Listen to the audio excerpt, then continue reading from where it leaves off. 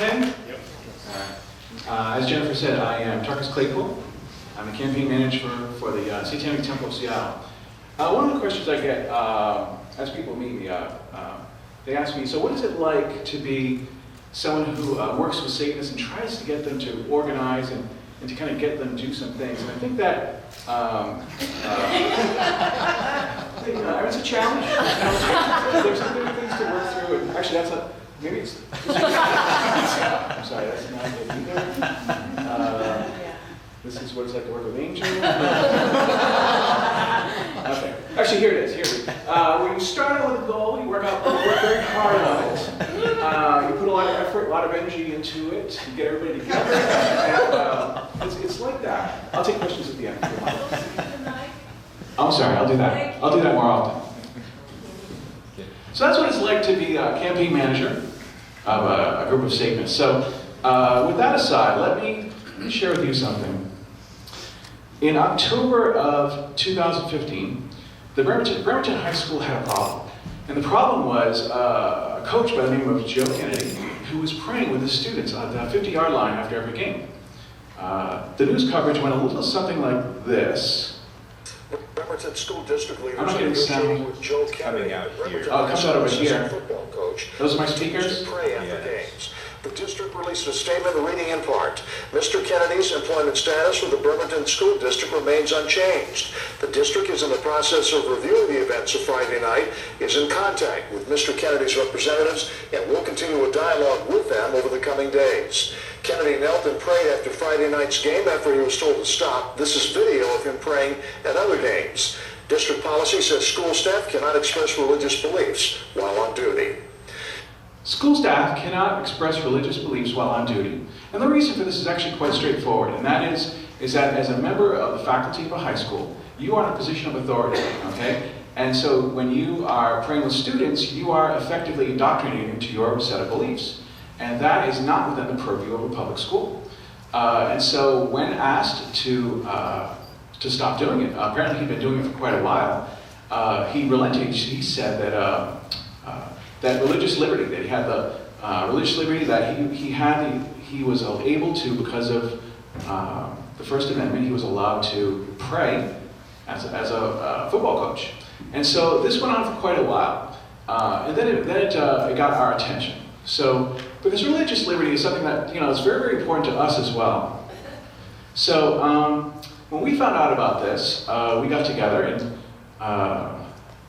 and we decided to kind of come up with something. Okay? So, what we did was, we decided that if Coach Joe Kennedy can have religious liberty at the 50-yard line, well, you know what, he's right. He can have religious liberty at the 50-yard line. We want religious liberty too. So what we did was we contacted the school, and what we did was we papered their entire school with these leaflets that quite simply invited them that if anybody else felt that their religion was not being expressed at the 50-yard line, to contact us, and we'd be happy to put together an invocation at your school. So we took this and we papered it. And I remember when we talked about it, a member of our group said, no one is going to take us up on this. This is not going to happen. And I said, at every high school, there's that one kid. And there was that one kid, right? It didn't take long. Right? He contacted us. He says, yeah, I want this. I want you guys to come and give an invocation at school. So basically what the invocation said is that the Satanic Temple offers post-game Satanic invocation at the Bremerton High School field. I'll read the last part is it. Post-game, 50-yard line, hail Satan. So that went around the school, and what we did was we actually, the next step was for us to let the media know. So we set up press releases. Now, if you want to get the attention of the press, and you're a Satanist, one thing we found out is that conservative outlets really like us, okay? When you send a press release to them, they cannot wait to talk to you. So we had a lot of press covering our event, our topic. And so what we did is we actually got a lot of people talking about it. Christians, us, media, we're all talking about it. And that's my favorite. That's us, I guess. And so we got them talking about it. So as time went on, it really ratcheted up. I'll back this up a little bit. It really ratcheted up the pressure. Will Coach Kennedy pray at the 50-yard line? Because if he does, the Satanists do too. And that caused a problem for the school board and the school district because they did not want Satanists on the 50-yard line. They asked us, what's an invocation? What do you guys actually plan on doing? Now, we'd actually just started the group, and this may be kind of funny to hear, but we actually didn't know what we wanted to do, okay? Like, what is a satanic invocation? What should we be doing exactly? So, we hatched up a plan, which involved a woman dressed as Satan in a bikini, a gong, a lot of clergy, an apple, and a semi-erotic scene between two women biting the apple together. It's a long story. So when they found out about us, and they asked, well, what is this all about? This really caught on with the media. They started asking, so you are going to do, oh yeah, we've got it all set up, and we're going to do this. And so that really made things difficult, like I said, for the school board. And so they knew that they could not sit on this thing anymore. They knew that they had to do something about Coach Joe Kennedy. Now in the fight, and one of the things you'll find out about us is that in the fight, in that war of the separation of church and state, we are the left flank, okay? If anyone says, well, if they retreat to that idea of we want religious liberties, we got to have that in order to continue praying on, say, have 10 Commandments on a courthouse, or to pray at school, or to have a nativity on government property. When they say religious liberty, we say, yeah, we want that too. And suddenly you see the wheels spin in their head, and then you start to understand something. We'll get to that in a second. So the night before the game, the big game was on a Friday, and we're practicing our invocation, okay? So we're out in the rain, we got a gong going on, we're figuring out, okay, and the look from the neighbors was priceless, Here we are in the middle of the street, we got our robes on, you stand here, you got the apple, ready, okay, and here we go. And it was a glorious thing. So we get the call from the press. The press says to us that Coach Joe Kennedy has been suspended, that he will not be allowed to pray, he will not be allowed on the field at the next game, right? And so we took that as a victory. That was we did it. We pressured them to make a choice. If you want us on there, we're going on. We got invited by the students. We're going on. And so they asked us if we're still coming, and we said yes. Yeah, we're actually still going to go. Because we wanted those kids who stuck up for us, who stuck their noses out, who spoke to the media, who took a lot of derision from their classmates. We wanted to let them know we were real, that we weren't just trolls, that we're actually going to show up and show our support for you showing us support. And I'll never forget the day that we arrived at the high school. It was mid-game, and Wesley Bonetti, he was kind of like our scout. Like, okay, you definitely don't want to go over here. Park over here. And so we parked everything, and it was kind of like D-Day when the door drops, and we all get out of the cars. And just before that happened, we saw there must have been about 5 trucks with the antenna sticking up out of the top, and there was a small army of police. And so, I tried to keep everybody calm. And this is not something we all have practice in, So we arrived at the game. And we set off to the side, and actually I'll say this story, is that as we walked along the fence, heading over to the spot where we're supposed to stand, I'll never forget this. One kid said, oh my God, the Satanists, they're real. And it was like, you could hear everyone coming off the bleachers, all coming down to see us, and they're all leaning up against the fence. And as we're walking along the fence, they're all coming along the fence, and more people are coming. It was kind of like a dust broom, bringing people along, and that was crazy. So we arrived at the place where we were supposed to wait. We met the students who had invited us, and we thanked them very, very much. They thanked us for stepping up and for presenting them with a chance to express how they felt about it. And God, it was glorious. That was pretty awesome. So I dove deeply into this story on purpose, because I thought if I gave you an overview of what we're about, as I talk a little bit more and I pull it apart a little bit, you'll understand why we did it, who we are, and what the future is for our group. So basically that in effect is an action for us, is to expose. Actually, let me tell you a little bit about what the reception was like when we were meeting with the students. The rest of the student body threw water at us. They prayed at us. I was rebuked in person. Someone stood in front of me with a Bible. In the name of Jesus, I rebuke you. So far, like nothing's happened yet.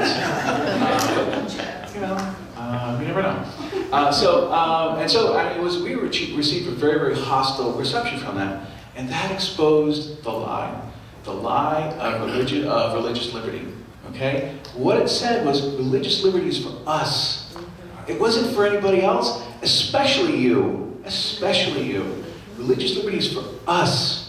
And that's the lie it exposed. And when you looked at the news coverage for that day, I think I might have some, we had a death threat, it might be in there. I know the Christian militias that can draw a bead on a rabbit the length of 3 football fields. We weren't deterred by that. These are the students that we met with. They absolutely loved us. This is Wesley Bonetti. This is us. This was our first public foray. These are some of the students who didn't take kindly to Satanists showing up at their school. One of the things I told everybody, as we were standing there, and as people were screaming at us, I said, stay calm. We're going to be the calm ones. We're not going to engage no matter what they say. You stay calm. And in the press, that played brilliantly. You had the calm Satanists who were here just to say hello and greet the student body, and you had police holding back kids who wanted to tear it up, who wanted to scream at us, get in our faces, and boy, that dichotomy was fascinating. That was absolutely fascinating for us. So we got a lot of coverage in the Seattle Times. I'm sorry, I'm not sure I was supposed to put that one in there, but I still liked it, so. You were. Yeah, I should fix that one. So anyway, I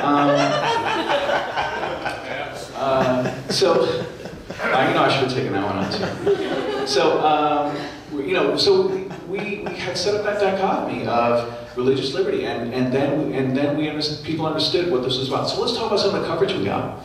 Can Satanists have religious freedom too? Christianity, look at the coverage, the difference between the perspective, Christianity attacked by school district in Washington.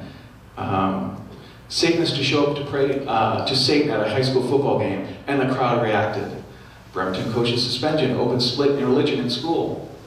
Seattle area high school, obviously they're far away, praying football coach on forced leave when Satanists demand equal time.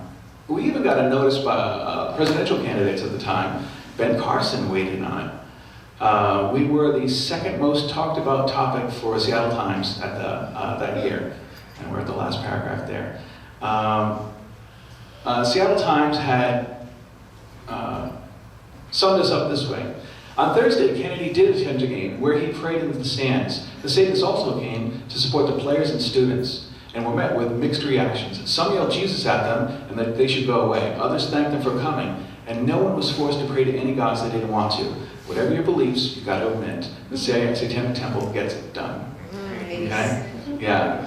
The Satanic Temple of Seattle, teaching Christians about the Establishment Clause. So I think that might be it for this. Some of the things people say to us, they're kind of funny to me. I'll skip past some of this, just for the purposes of time. Okay, so anyway, where the case has gone is that he took the school district to court. He lost in court, and now he has filed for an appeal to take it to a higher court. And I don't know where that is at this point. So that is the Bremerton action. And let me back a little bit. Let's talk about who we are and what we do and why we do it. Boy, I tell you, I'm so glad that my laptop started working, because I don't have the kind of brain that can just talk. I actually need my slide deck. So, why Satan, right? Why Satan? Why do you have a religion based on Satan? So, for us, we see Satan as a literary figure. We don't actually worship Satan. We don't have any supernatural tendencies. We don't have any blood ceremonies. None of the things that you would stereotypically think of a Satanist. Instead, what we are is we embrace the John Milton version of Satan, which is the rebellion against tyranny. Okay, in John Milton's Paradise Lost, he talked about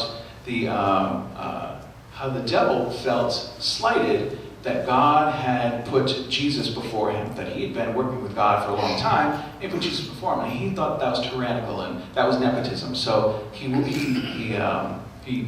rebelled against God, and so that's us. Is we are a religion against religion that is about rebellion. That's what we are. We're about rebellion, especially rebellion against tyranny. Let's talk a little bit about the Oakville Fire Department. And this is probably a great example, another example of religious overreach in the public sphere.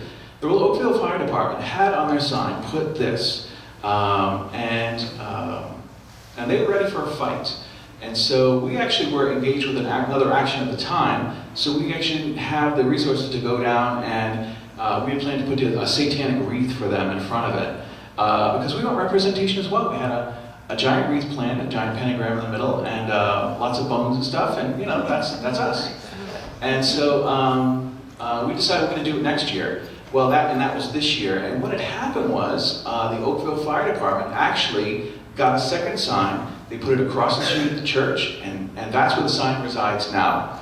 Is that and I spoke to the fire chief, and he said, we were a deciding factor in that. They knew we were going to come, and they knew that we were going to head down, and they did not want to go to court over it. So they actually moved the sign because of us, and that was very gratifying for us. So when you look at the separation of church and state war, you have your standard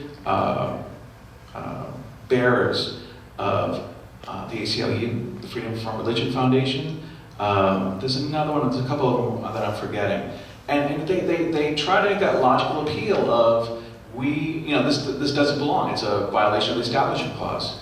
And to which they are met with nothing most of the time. And like I said, they retreat into the corner of religious liberty, and that's where we come in. So, all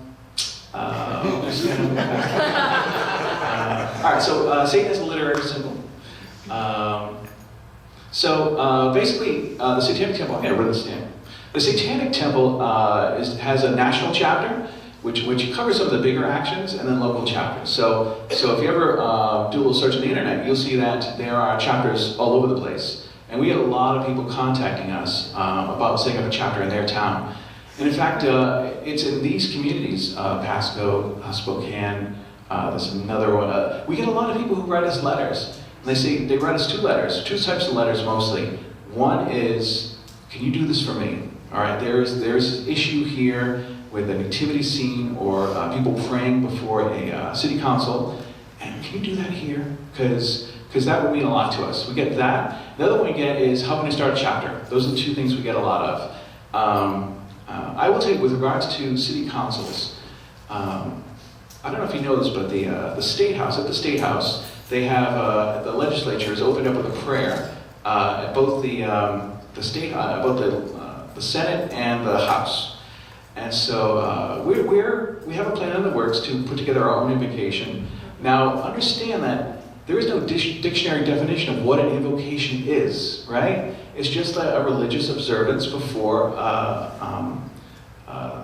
they begin their work.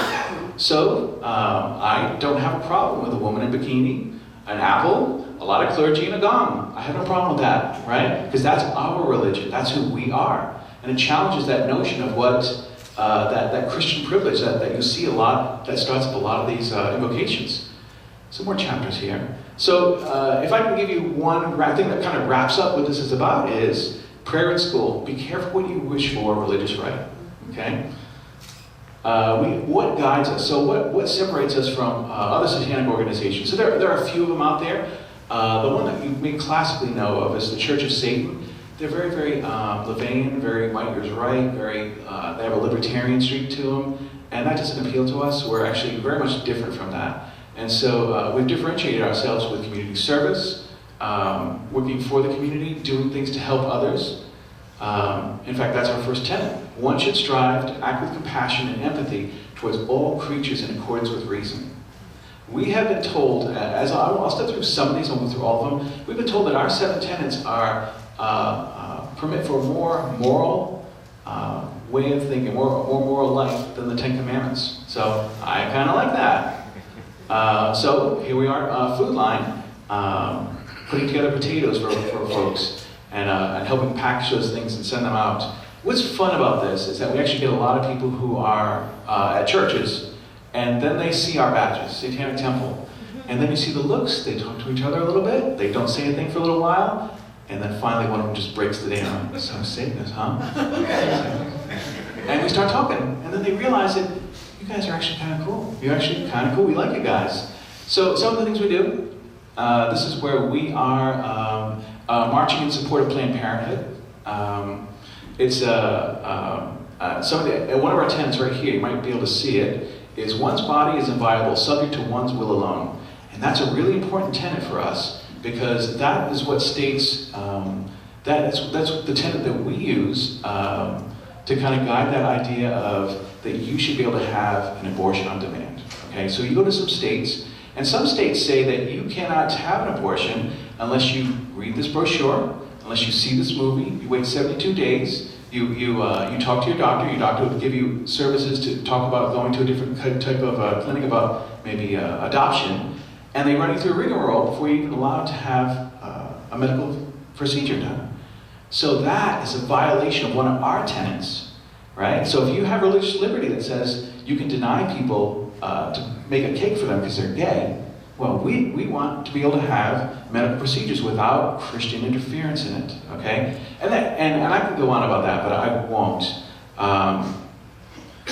Let's see. One of the other things we have, this one is just coming up, and this one is Menstruating with Satan. So what is this about? Basically what we've done is that one of the underserved communities is women who are in homeless shelters who do not have access to menstrual products, right? I mean, or it's very hard for them to get. This is one of those things like you don't think about a lot because you don't realize there's a need. Apparently there's a very strong need for it.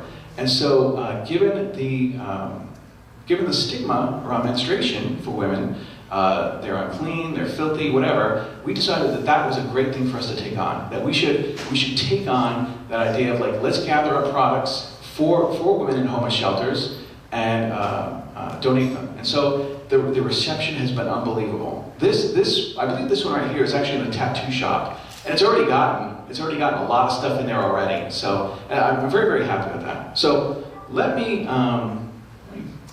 talk about something else, and that is our after-school Satan program. So the after-school Satan program, how am I doing on time? I have a leather band over here, so watch. So the after-school Satan Club, I don't know if you've heard about this, but throughout the country there is a group called the Good News Club. They're put together by the Christian Evangelical Fellowship, or the Children Evangelical Fellowship, and basically they are a group that has an after-school program that is biblically oriented. So they teach kids Bible songs, they teach them stories from the Bible, and they teach the kids how to proselytize, and they teach the kids that they're sinful, and they teach the kids that they need to repent, and they teach them about hell. And parents who typically drop their kids off don't know. They're grateful for the idea that they can leave their kid at the school for another hour and a half. And they see, oh yeah, they're going to sing, they're going to do fun things, and they don't realize that there's actually an undercurrent to this that is kind of nefarious. So what we decided to do is we have the after-school Satan program.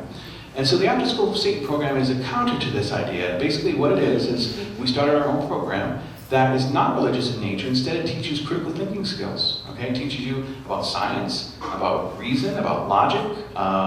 And so it's a completely different, refreshing perspective on it. There's nothing about Satan in it whatsoever. But this does rat the hackles of anybody who goes to schools. In fact, let's talk about the news coverage we got on it. Let's see, let's go to...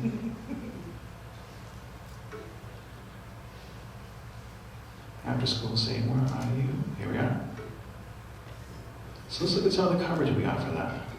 Tacoma residents are fighting an after-school Satan club, but the people behind the club say it's not what you think. We'll have that story on this controversy. Stay with us.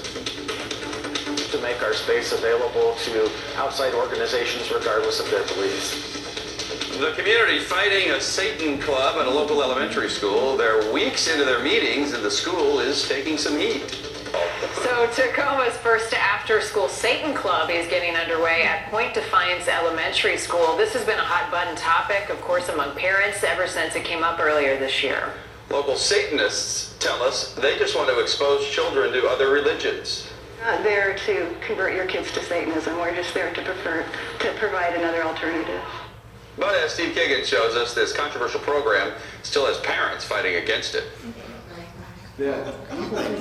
People flew from around the country to come protest us. This is a Catholic organization, and they, on their website, they said we need to all go there for the first day of the after-school Satan program and protest. So these people were very, very strange, very... Nearly 40 people stood outside Tacoma's Point Defiance Elementary School to protest where a new after-school program put on by the Satanic Temple of Seattle is about to begin. These 5-year-old children are very impressionable. If you have an adult come in and talk about Satan or satanic ideas, they're going to be harmed by that. John Ritchie with the Conservative American Society for the Defense of Tradition, Family, and Property joined the protesters in prayer, hoping the Satanic Temple will cancel its after-school program before it begins. We are here to present over 103,000 petitions that we gather nationwide to call for the closing of the Satan Club here. We're not telling the kids about Satan. It's not our goal. The local Satanist Vapula Lick says their program is only here in response to another religious organization's after-school club that she says evangelizes to young children in a captive setting. They're the ones that opened this up. And we're taking an opportunity just as they did. Tacoma Public Schools says the Satanic Temple volunteers all pass a background check and paid for a $1 million insurance policy. Officials said they are bound by state and federal law to allow the club. State law and a U.S. Supreme Court decision that says we have to make our space available to outside organizations regardless of their beliefs. Anything that uses the word or name of Satan is evil. This parent says her young child goes to Point Defiance Elementary, and she worries the Satanists could harm her kids, even if they don't attend the after-school club. Anything evil you're not supposed to be a part of. It's always God, it's always Jesus. No, the after-school club today is really just their open house. It's their first event, so it's really a meet and greet for kids and parents who might be interested. And while the district and the Satanic Temple tells us that nobody has signed up to be a part of this after-school program, the school district says they have paid up their rent through the rest of the school year. In Tacoma, Steve Kiggins, Q13 News. And there's nothing you can do about it. Nothing. Yeah, nothing. So, we actually had the entire community, actually had a meeting a week or two before that, and all the local pastors got together, and they tried to come up with a plan of what they can do to stop us, and nothing came of it. So, one concept I want to touch on very quickly, and that is that of Christian privilege. So, you may have seen these folks, these Jehovah's Witnesses, right? And Jehovah's Witnesses stand on public property, and they proselytize, right? They give out books, they talk to people about their religion, and no one really gives two thoughts about it. Like, they talk to them or they don't, and they just keep on going. Imagine if this were McDonald's, right? What if a little McDonald's or something like that set up shop on public property and started talking about their product, right? People would be outraged. But religion gets a pass, and it shouldn't, right? So we said, why don't we do it? Why don't we set up our own thing on public property, and we're going to proselytize as well. We're going to hand out our brochures, and we actually stood within a few feet of the Jehovah's Witnesses, and we had a lot of people talking to us.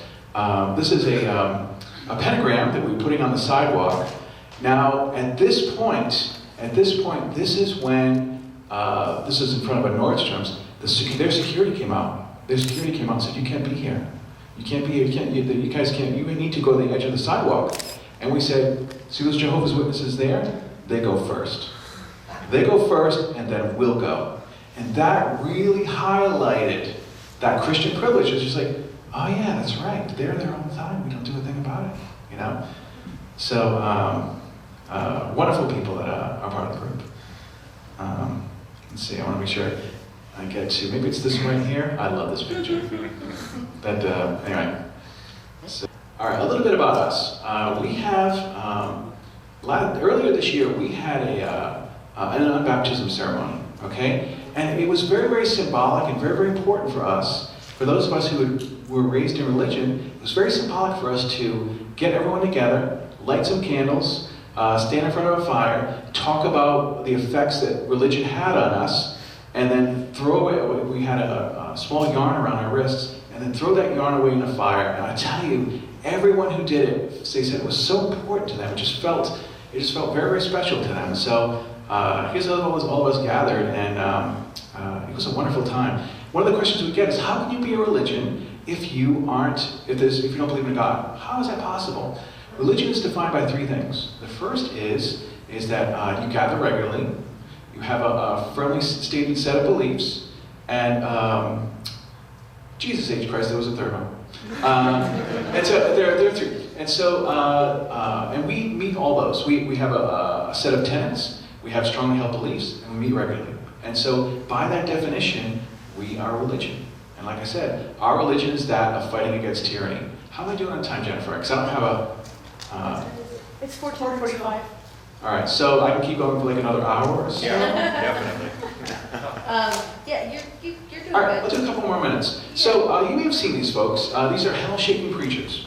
And what they do is whenever there's an event, like a concert or a gay pride parade, they show up, sometimes with bullhorns, and they have signs like these. God hates you, faggots are bastards who will burn in hell. Okay? And you know that they're going to generate a reaction. And they record everything, they put it on their YouTube channel to show the hypocrisy of the regressive left, or whatever it is. So, and they love this. They love this. So they show up at the Seattle Pride Parade every year.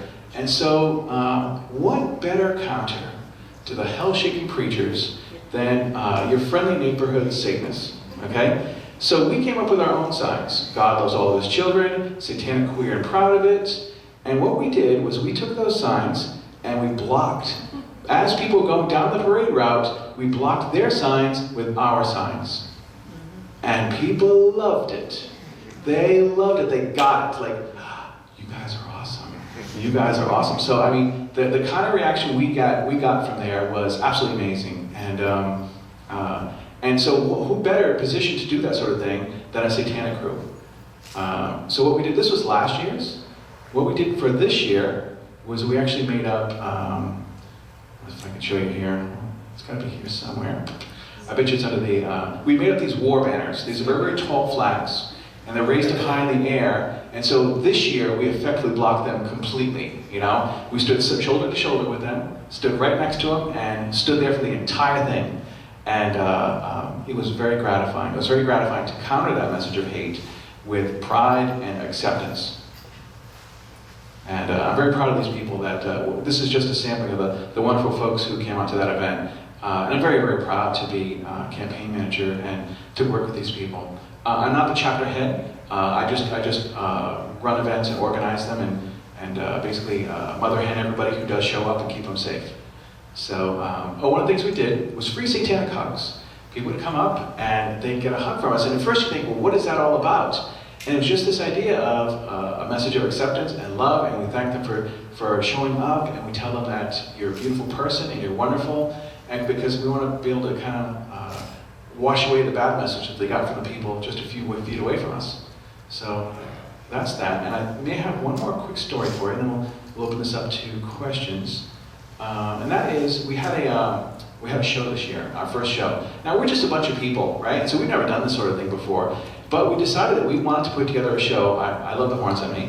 We decided we'd put together a show for people that maybe wanted to show us support, maybe wanted to see what we were all about. And so we did the theme of 9 Circles of Hell. And the takeaway here, let me just kind of skip out. The takeaway here is that we had at midnight, we had an unbaptism ritual for people just like ours who wanted to kind of shake their connection to their religion that they didn't have a choice in growing up in. So we invited about, I wonder if I have the picture here. We invited about, gosh, it was 12, 13 people. They all came up, they bowed, we ran through a ceremony, and they absolutely freaking loved it. And it was very gratifying, it was very it was very emotionally charged for them. It was pretty special for folks. So I think that may be it. Let me go to my official slide where, let's see, there's one more I want to share with you. This is one of my favorite mails that we got. This gentleman wants to know a little bit more about us. My favorite question ever before he shows up to the event is, will there be snacks? Will there be snacks? I want to know a little more about you guys, but before I come down, I just need to kind of get this little part squared away. Will there be snacks? Love that part. And that is my presentation. I'm Tarkus Claypool. So Q&A is fired up. Thank you very much. Appreciate it. Thank you.